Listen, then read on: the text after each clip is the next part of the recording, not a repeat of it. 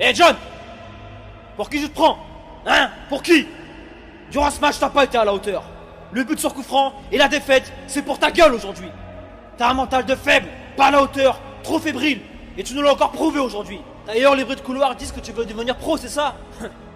Tu peux continuer à rêver, mon petit. Hein. Ton rêve de jouer dans les grands stades remplis de supporters, etc., tu peux oublier. Hein. Tu n'auras jamais le niveau, mais tu ne seras jamais à la hauteur. Je dis bien jamais. Alors maintenant, redescends sur terre et casse-toi de ce club. Entendu? Casse-toi! La révolte. C'est le seul mot qui résonne dans son esprit. En temps normal, ces discours prononcés par ce genre de coach détruisent, anéantissent, et transforment les joueurs en victimes se plaignant de la méchanceté du monde et de la cruauté du football. Mais chez John, ces paroles sont enregistrées, répétées en boucle. Ça sonne comme de la dynamite.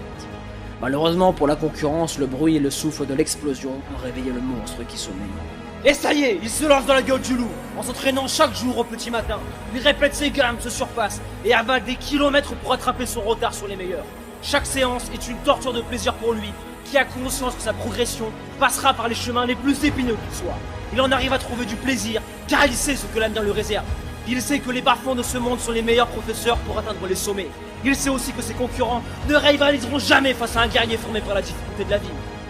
Alors il se bat, s'acharne, s'entraîne, se lève tôt et reproduit cette routine 6 jours sur 7. Il ne laisse rien au hasard.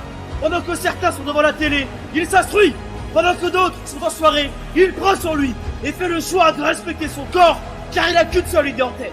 Faire taire toute personne qui n'a pas cru en lui à un moment ou à un autre et les résultats sont époustouflants. La bête a maintenant disparu car le monstre c'est lui. Il enchaîne les performances, les bons matchs et progresse. Après plusieurs mois, la moitié avait déjà abandonné. Mais surtout pas lui, car pour John, c'était inconcevable de s'arrêter avant d'avoir réussi.